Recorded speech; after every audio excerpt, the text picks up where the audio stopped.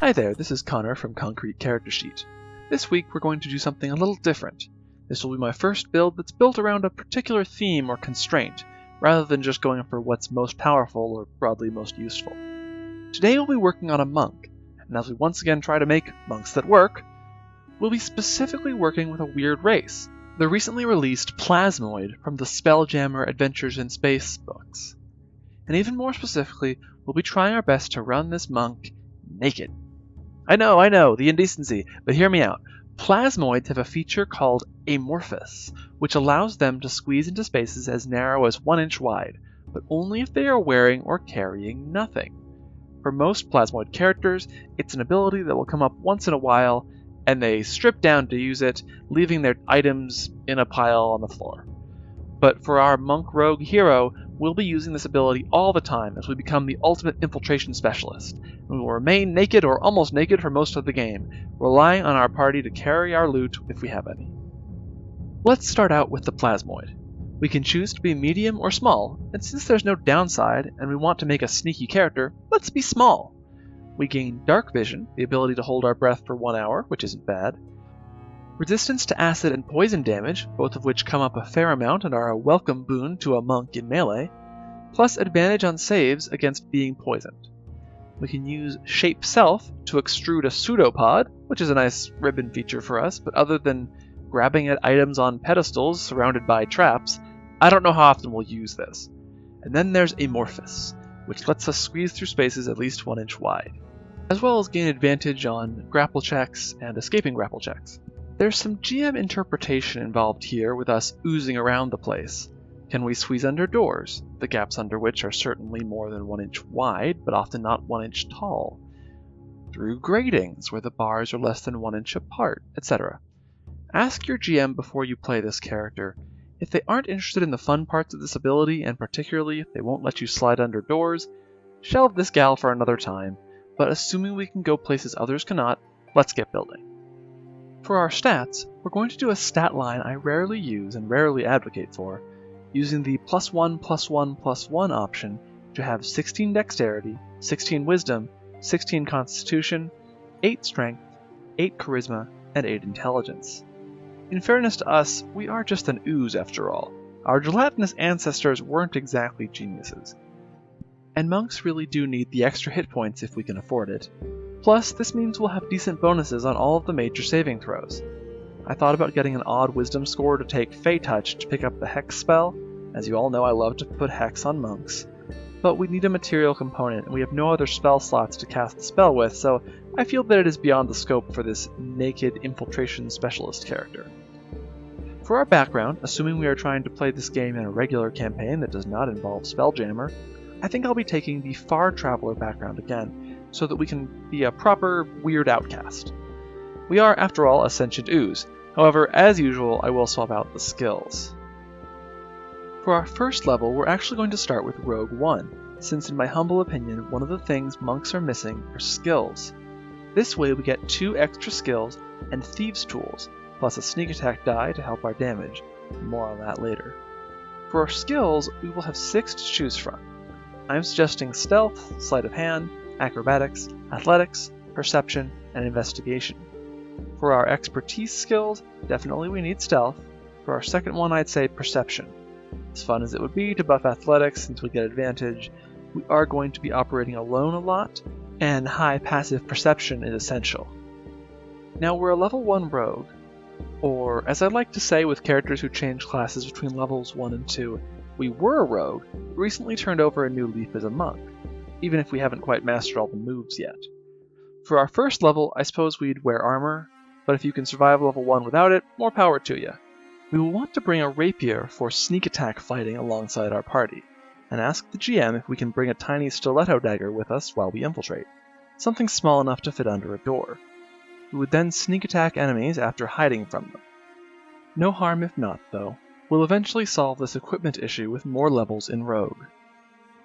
At level 2, we take Monk 1, so that we can finally give the party our items and let our ooze hang out in her ooze birthday suit. We've got 16 AC, plus 7 to stealth, and a bonus action attack. If we can land our sneak attack, we're doing excellent damage for the level. though you'll need to rely on daggers or short swords, which are monk weapons, until next level when we can make rapiers into monk weapons as well. At level 3 we take Monk 2, giving us 2 key points per short rest.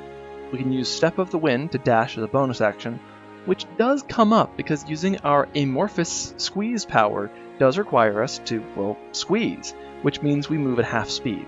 So having the increased monk speed plus the ability to double dash might come in handy. We can also use Dedicated Weapon to make our rapier into a monk weapon, fixing the problem we had last level. At level 4, we are a Monk 3, and we will take our subclass, the Shadow Monk. We are here for a few reasons. The Shadow Monk casts spells without material components, meaning we can still cast them without carrying anything. The same is not true of the Minor Illusion cantrip you get, but the GM might be lenient on that. The other big reason are the spells themselves, particularly Pass Without Trace. This spell, just by itself, makes us an unbelievable infiltrator and a huge asset to our party, though it is quite expensive to cast at this level in terms of key. Remember, if you have to cast any of your spells in combat, Darkness for instance, you can use Key Fueled Attack from Tasha's to let you make an attack with your monk weapon as a bonus action, which could still trigger Sneak Attack, which is actually quite helpful for keeping up our damage. Plus, we can catch arrows! At level 5 we go to Monk 4. Yes, we're behind on gaining second attack, we'll have to suck it up, but we will use our ability score improvement to go to 18 dexterity. This means with expertise increasing this level, we can now use Pass Without Trace to have plus 20 to stealth at level 5. And remind your GM that officially a natural 1 on an ability check is not an auto-fail, meaning you can now squeeze through the world, leaving your rapier behind, though the GM might let you take a very thin stiletto dagger, and if you're lucky maybe some lockpicks. And nobody without a 21 passive perception will find you, while your own passive perception is 19. And we can also slow fall. What's not to like? At level 6, our Blob Heroine is at Monk 5. We gain Stunning Strike and Focused Aim, both of which are quite expensive for what you get. However, if you know your enemy's AC and this is your only chance to land Sneak Attack, spending a key on Focused Aim can certainly be worth doing. But most importantly, we gain extra attack, helping us keep up in damage. At level 7, we go to Monk 6 and gain the other big reason we went to Shadow Monk, Shadow Step. For the low price of no key, we can teleport around the map as long as there is dim light or darkness, and of course we can find a shadowy corner on our end and make darkness at our destination with our spellcasting in order to Shadow Step into that darkness. This means we can now teleport up buildings, or through keyholes, or other ridiculous infiltration abilities that being an amorphous blob didn't already solve. Plus, we get another 5 feet of movement. At level 8, we're going back to our roguish roots as Rogue 2. Having Cunning Action will relieve some of the pressure on our key pool, as we can now dash, disengage, or hide as a bonus action for free. At level 9, we're finally getting the last piece of the puzzle. This was always meant to be a skills monk, but now we can kick that into high gear.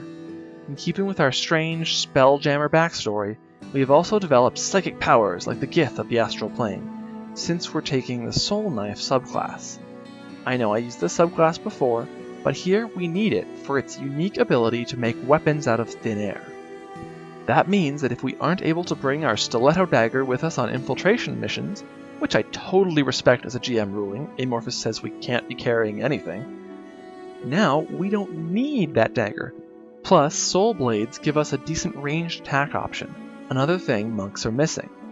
On top of that, we get our psionic energy dice, which scale with proficiency bonus. This is another reason this multiclass fits so well. We need monk levels to get more key, but we don't need a ton of rogue levels to get more psionic energy dice. And as our proficiency bonus just became +4, we start with 8 psionic energy dice, plus the ability to reclaim one with a short rest. We can use these dice for Psychic Whispers to stay in contact with our party during infiltration missions, and also to use Psi-Bolstered Knack to boost our skills, and particularly our stealth, and perception checks to new heights. All 3 features from Soul Knife just make our infiltration build fire on all cylinders, and I love it.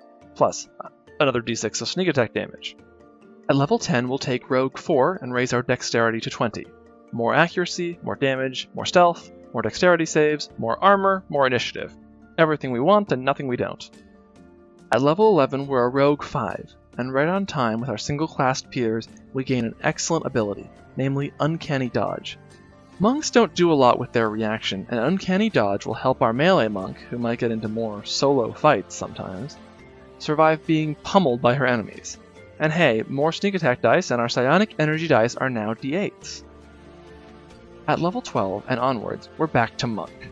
You're grabbing Monk 7, which will further help our defenses with evasion and stillness of mind. Check with your GM that stillness of mind actually works, i.e. that you can break charm effects even if you're already charmed or dominated, which it doesn't technically say. So yes, Monk 7 also gives us more ki. At level 13, we get 2 more psionic energy dice, and we take Monk 8 to raise our wisdom to 18. More AC! More wisdom saves! More chances to very rarely land Stunning Strike! Hooray! At level 14, we're a Monk 9, and we finish up our suite of infiltration abilities with the power to run up walls, which is hilarious if not always practical. Do we need this since we have Shadow Step? Not really, but it doesn't hurt to have. At level 15, we gain Monk 10 and an extra 5 feet of movement, and instead of being resistant to poison, we're immune to poison. It's okay, I guess, but I can't say I'm sad we delayed this feature. Though the extra movement coupled with running up walls and teleporting between shadows means we're very, very fast. At level 16, we gain Monk 11. Our unarmed attacks go up to a d8, so you might actually do only one attack with your Psychic Blade, and then punch with your Blob Fist from here on out if the Psychic Blade landed. Plus, we gain Cloak of Shadows. Do we need free invisibility in darkness when we can, at this point, spend 2 ki to gain plus 25 to stealth? Not really, but permanent invisibility in dim light or darkness isn't a bad ability by any stretch of the imagination. At level 17, we're a Monk 12, and we max our wisdom at 20 to gain 20 AC. It's not the most exciting capstone, but it isn't really a problem for our build to accomplish all of its goals early. Plus, the more ki we have, the more times we'll land our flurry of blows, our stunning strikes, etc., etc. As long as you get short rests on occasion, I shouldn't undersell the value of just piling on the key points. They really do make a difference. Though we do get 2 more psionic energy dice, which isn't bad, and our stealth abilities cap out at plus 27, with another plus 1d8 if we failed the check. It seems fine, seems good, yeah, no problem there. At level 18, we're a Monk 13, and we gain a key point. That's kind of it. Tongue of Sun and Moon is really not useful for us. We sneak around, we do not talk much. We're a news. At level 19, we get our real capstone, Monk 14. Plus 5 movement speed, plus 1 key point, and we gain Diamond Soul, giving us proficiency in all saving throws, including oddly death saving throws, and the ability to spend a measly 1 key point to reroll a save we fail. Fantastic. At level 20, I guess we'll take Monk 15 and gain Timeless Body so that our ooze can't age. Though we probably would be better off taking Fighter 1 to gain the dueling fighting style, to be honest. Whichever. A note on magic items. I don't realistically expect you will go through the game never wearing a single magic item or using bracers of defense. But I wouldn't be surprised if you traded for items like magic wands that can feasibly be rolled under a door or through a drain pipe. You'll need to work on the magic item question on a case-by-case basis. The point of this character is that she can work successfully without any items whatsoever. That's the build, and I'm happy with this one even if it isn't a damage powerhouse. It's very much meant to be a monk fix in the sense that it allows the monk to compete with the rogue for the infiltration, thieves' tools, trap checker role in the party. So your best bet is to play this character in a party without a rogue. I find that this build is better than a single-classed monk, but we still build up most of the large key pool that single-classed monks enjoy in order to use our monk features every round. If you enjoyed this build and you're excited to include a little infiltration blob in your party, let me know in the comments how you'll work in a psychic space ooze into your game. Will the heroes find the space ooze in a treasure chest? Will they discover her in their water barrel? Will she crash land on this strange alien world and be looking for a way home? You decide. With that, please like and subscribe if you can. Thanks for watching, and remember, always double check your water barrel for psychic space oozes.